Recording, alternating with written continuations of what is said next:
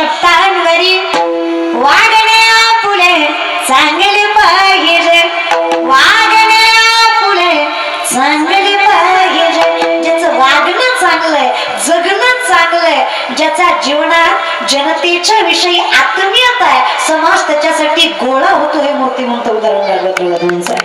आणि म्हणून त्यांच्या अभिष्टचिंतन सोहळ्यानिमित्त हा कीर्तन सोहळा त्यांचं वाढदिवस आहे किंवा त्यांनी कीर्तन ठेवलंय म्हणून त्यांचं कौतुक करत नाहीये, त्यांनी माझं कीर्तन ठेवलं म्हणून त्यांचं कौतुक नाही, पण त्यांनी वाढदिवसाला कीर्तन ठेवलं म्हणून त्यांचं कौतुक आहे. लय महत्वाचं. पाठीमागचे टाळ्या वाजवा रे तुम्ही. असं काही सरकारचा जीएसटी नाही, त्याला मोफत आहे तरी टाळ्या वाजवायच्या आहे की नाही? वाजू वाटले वाजवायच्या, टाळी वाजू वाटली वाजवायची की नाही? विनंती आहे. ती वाट बघतो का वर्षाचा वाजवेल पण तू वाजव, तुला कळलंय ना, म्हटलं तुला वाजवायची दादा, त्याच्यात काय कमीपणा मोठेपणा वाजवायची हे की नाही? विनंती. चल या विषयात गोड नामचिंतनाचा अभ्यास आहे माझ्या कुटुंबियाच्या माध्यमातून. अवघड घ्यायचं कारणही तेच आहे. आता सामर्थ्याने एका व्यक्तीला कधी आयुष्य मागितलं जात नाही. सांगता व्यक्तीला नामदेव आयुष्य मागत नाहीयेत. व्यक्तिगत एका व्यक्तीसाठी कधी अभंग नसतो, मग तो स्वार्थ झाला. संत सकलांसाठी मागतात, एकट्यासाठी कधी. संत एकट्यासाठी, स्वतःसाठी तर मागतच नाही, पण एकट्या व्यक्तीसाठी कधी मागत नाही. नामदेवरांनी जे मागणं मागितलं ते कुठल्या एका व्यक्तीसाठी नाहीये, ते परंपरेसाठी आहे, ज्ञानासाठी आहे, कर्मासाठी आहे. तिथून चालत आली आणि जिथपर्यंत चालतीये हा वारसा ज्याने ज्याने आपल्या खांद्यावर पेलवला, त्या प्रत्येक विष्णुदासासाठी, त्या प्रत्येक हरिदासासाठी, नवे नवे त्या प्रत्येक भाविकासाठी सुद्धा हा अभंग आहे. भाविक म्हणजे माळकरी नाही पण वाऱ्या करतोय, भाविक आहे तो. माळकरी नाही पण कीर्तन ऐकतोय, भाविक आहे तो. त्याचं सुद्धा कल्याण आहे. प्रत्येकाने परंपरा सांभाळण्याचा प्रयत्न जरी केलाय तर अभंग त्याच्यासाठी आहे. काय अभंग आहे? नामदेव वर्णन करतात, देवा तुझ्याकडे मागणं आहे, मागण्याचा अधिकार पाहिजे बरं दादा. आपण मागतो, आपला अधिकार नाही प्रथमता तर, कारण आपण जगाच्या मालकाला काही दिलंच नाही. देव कशाचाच नाही महाराज, थोडं प्रेमाचा तेवढं तरी द्यावं एवढी अपेक्षा असते जगाच्या मालकाची. खरं तर कसं आहे ना, माणसाला परमार्थ कळायला आयुष्य जातं. वारकरी संप्रदाय इतकं सोपं, इतका साधा, इतकं सोपं करून सांगतो. तुका म्हणे सोपे आहे शहाणा तो धनी, संसार असून तर परमार्थ धनी शहाणा लागतो. माऊली सांगतात जयाचे आई कदर नाही तयाचे पवित्र पुस्तिक आहे. जर मालक शहाणा नसेल तर सुख लागत. खरं एक नाही, कळंब्याच्या माय मावल्या खरं एक नाही. मालक चांगला नसेल तर सुख लागत नाही. खरं की खोट? बोलत जा ग. हे कळंबेकर तुम्ही मुद्दाम करताय का? तुम्हाला माझी जिरवायची का? तुम्ही मुद्दाम करता, तुम्ही मुद्दाम बोलत नाही का? तुम्हाला असं वाटतंय का माझं काय चाललंय तुम्ही नाही बोलले तर? तसं नाही. विनंती, बोलत जा. माणसं मुद्दाम बोलत नाही. ती कीर्तनरा मित्राला म्हणणार ही एवढी पोरगी बोलत होती, बोल बोल म्हणत होती, बघत होती आपल्याकडे, पट्ट्या बोललाच नाही. कशाचा कशाचा 7 कोटी घरसवाणीची, 7 कोटी बरं का, धोट्याचा महिना 7 कोटी. अर्धा तोळा घातला आपल्या सासरेनं तरी आपली बायको आणि आपण महिनाभर स्टेटस ठेवत होतो. लाडाचा जावाई याला सासरवाडीला महिनाभर. विचार करा जरा, एका घराची एक चौकट 22.5 क्विंटल, 3.5 ते 4,000 चौकटी असणारी एक घर, अशी 7 कोटी घर सोन्याची, 80,000 बायका, 1 लाख पोरं, 1.25 घराच्या पायऱ्या उभे राखणीला, गाड्या ओळी गजानन सटवी करी बाळांपण. ही सत्ता आहे रावणाची, तरी रामाच्या चरणावर मस्तक ठेवल्याशिवाय मोक्ष नाही. अटल सत्य वारकरी संप्रदायाचं. कसल्याला भजन करावं लागलं? 2 BHK रे, तुझी गाडी बी हप्त्यावर आहे. भजन करीत जा. नाही, आताची पोरं विचार करतात दादा, मग पोरं विचार करतात. मर तू पळपळ पळतो, करायचं तेवढं कष्ट करतो, तर पोरं वाईट नाही. तुम्हाला हे सामर्थ्याने सांगते बरं का मी व्यासपीठावर. पहिल्या पिढीपेक्षा आताची पिढी हुशार. आज एवढी लेकर कीर्तनात टाळ घेऊन उभ्या दादा. तुकोबारा म्हणले वयाच्या 22व्या वर्षी मला परमार्थ कळला. आज ही पिढी कीर्तन ऐकते, ही पिढी ज्ञानोबा तुकोबारा समजून घेते. भाग्यवान आहे आम्ही. तुम्हाला मान्यच करावं लागेल, पहिल्यापेक्षा आताची लेकर हुशार आहेत. त्यांची पॉवर, मेंटॅलिटी खतरनाक आहे, त्यांचं जनरल नॉलेज खतरनाक आहे. आजची पोरं प्रत्येक गोष्ट तर्कवितर्क करून घेतात, कुठल्याही गोष्टीचा विचार न करता गोष्टी करत नाही. लेकर हुशार आहेत, फक्त चुकली या वर्म फेरा आकडे, यांचं मार्गदर्शन चुकलंय. हे ज्यांना आदर्श मानतात ते चुकतंय.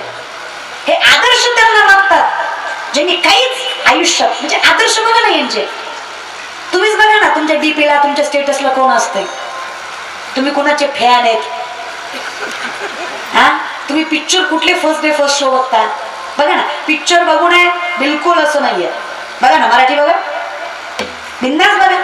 सोशल मीडिया वापरू नये असं नाही. 1,00,000 पोस्ट टाक, लाख कोट्यामध्ये पोस्ट टाकायच्या, पण ज्या पोस्टमध्ये आपली धर्म, आपली संस्कृती, आपल्या परंपरा, आपल्या रूढी, आपल्या संतांचे वचनाच्या मालकाचं कौतुक, आपल्या धर्माचं, आपल्या मातीचं, आपल्या देशाचं, आपल्या जिल्ह्याचं, आपल्या तालुक्याचं, आपल्या गावाचं, आपल्या माय बापाचं, ज्याचं ज्याचं याच्यात कौतुक आहे ना, अशा कोट्यामध्ये पोस्ट टाकायच्या. प्रत्येकाच्या डोळ्यात खुपल्या पाहिजे इतक्या टाकायच्या ज्यात आपला धर्म आहे, ज्यात आपली माती, ज्यात आपली संस्कृती आहे. बिनधास्त टाकायचं रे. त्याला विनंती माझी तरुण मंडळी, गाव आपला, तालुका आपला, जिल्हा आपला, राज्य आपलं, परंपरा आपली, ज्ञान आपली. अरे इथं त्यागही आपल्याच पूर्वजांचा, मग इथं साम्राज्य सुद्धा आपलंच असलं पाहिजे, हा अधिकार आहे. बिलकुल अभिमान वगैरे नाही. कमवायचं आणि विनंती आहे, कमवा, पैसे कमवा.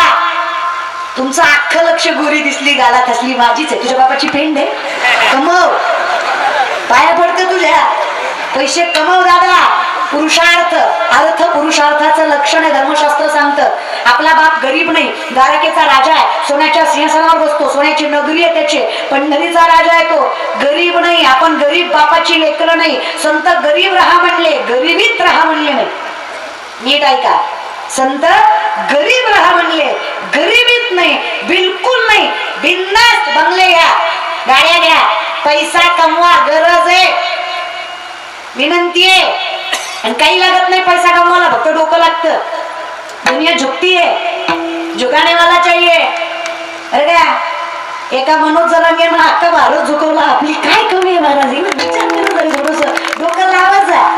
काही लागत नाही रे, उभं राहायचं फक्त सामर्थ्यानं. अहो आमच्या वर्गात एक पोरग आहे, मी लॉच्या सेकंड इयरला, आमच्या वर्गात एक पोरग सरांनी त्याला उभं केलं, एक प्रश्न विचारला, उत्तर देताना आम्हाला कळलं ती बोबडे.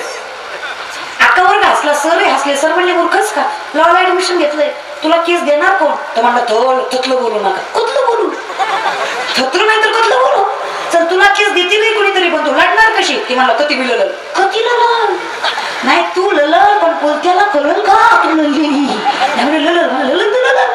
सर म्हणले वकिली सोड, तू आयुष्यात काहीच करू शकत नाही. सरांनी अंडरस्टँड केलं, ग्राह्य धरलं. आजची मुलं मुली लोक ग्राह्य धरतायत. मराठी आहे जमणार नाही, मिडल क्लास आहे जमणार नाही, शेतकऱ्याचा वर्ग आहे याला काय जमणार आहे, अरे याचा बाप गरीब आहे याला काय जमणार आहे, अरे गळ्यात वाळण कपाळ बुक्कन याला काय जमणार आहे. लोक अंडरस्टिमेट करतायत, ग्राह्य धरतायत.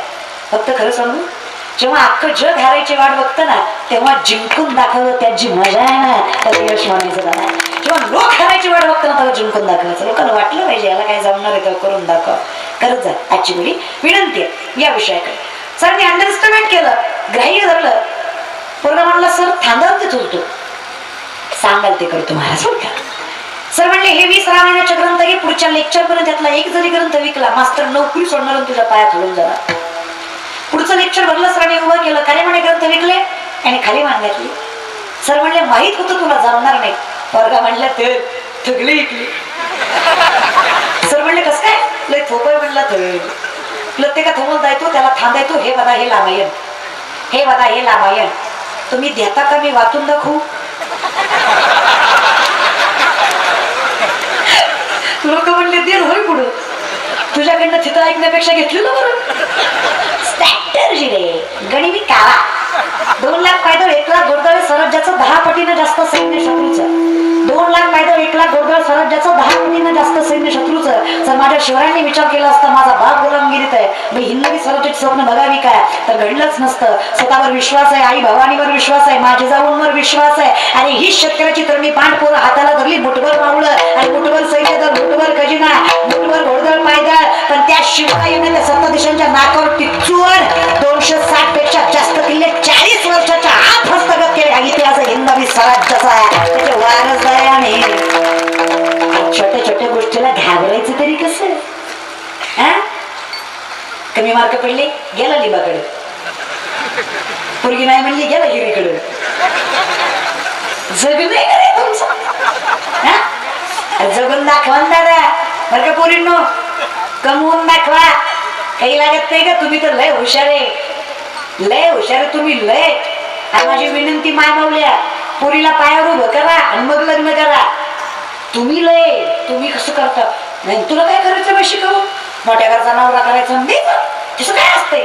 तुला हाणलं पाहिजे, शिकू दे तिला. हा, होऊ दे मोठी, राहू दे पायावर उभा.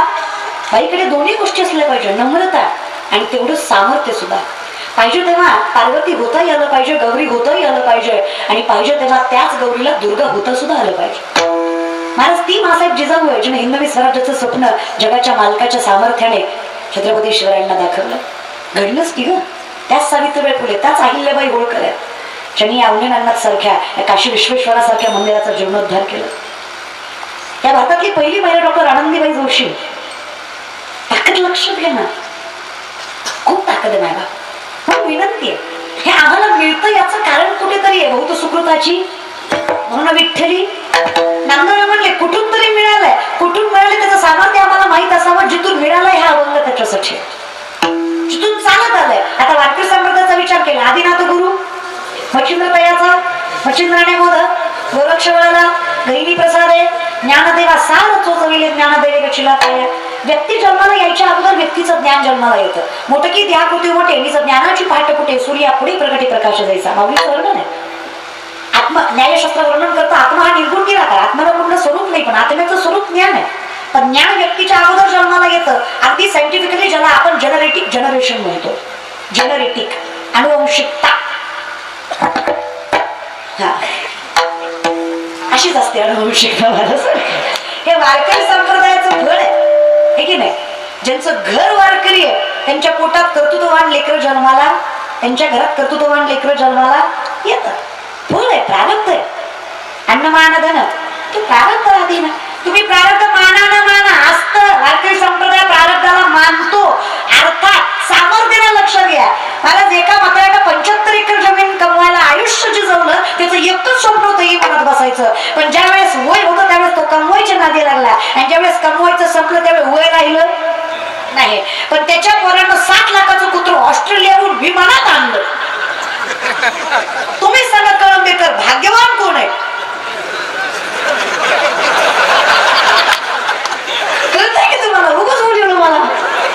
अगदी त्याचं प्रारब्ध चांगलं आहे, त्याचं प्रारब्ध चांगलं आहे. हिने कर्म केलं पण प्रारब्धानं साथ दिली. पैसा भेटला, संपत्ती मिळाली, पण सुख मिळालं, त्या गोष्टीची अपेक्षा ते मिळालं नाही. सामर्थ्याला लक्षात घ्या, आम्हाला मिळालंय. आज एवढी लेकरं, आता हे 22-23 वर्षाची मी आहे, एवढ्या कमी वयात जर आम्ही जगाला ज्ञान शिकवायची सामर्थ्यता ठेवतोय, आमच्याकडे हे व्यासपीठ येत आहे, जगाचा मालक कृपा करतोय, तर माऊली वर्णन करतात, तिची जसेची वाटणं पाहता वैसेची गावा न येता बाळपणीच सर्वज्ञता वरित याते. माऊलींनी बाळपणीच सर्वज्ञानं वरलंय. त्याचं कारण कुठंतरी आमचं प्रारब्ध, आमचे पूर्वज आहे, जन्मोजन्मी आम्ही.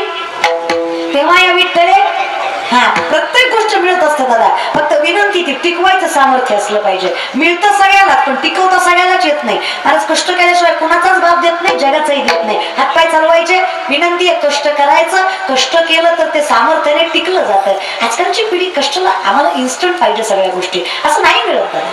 तुका म्हणे नाही चालत तर तातडी प्राप्त काल घडी आल्या म्हणतोनी नवनीता पैसे घे अनंता वाया व्यर्थ कथा सांगणी मार्ग. अगदी तसं आहे. माझे माऊली सर्वज्ञ आहे. कधी उपजता ज्ञानी हे वर्म जाणून आले लोटांगणी चांग देव. ज्ञानोबा जन्माला यायच्या आधी ज्ञानोबांचं ज्ञान जन्माला आलंय. त्याचं कारण आहे, ज्यांचं घर वेदशास्त्र पठन करणार आहे, जिथं विठ्ठलपंत कुलकर्णी, रुक्मिणी विठ्ठलपंत कुलकर्णी आहेत, तिथं कोटी ज्ञानोबारायच जन्माला येणार आहेत. हवे तया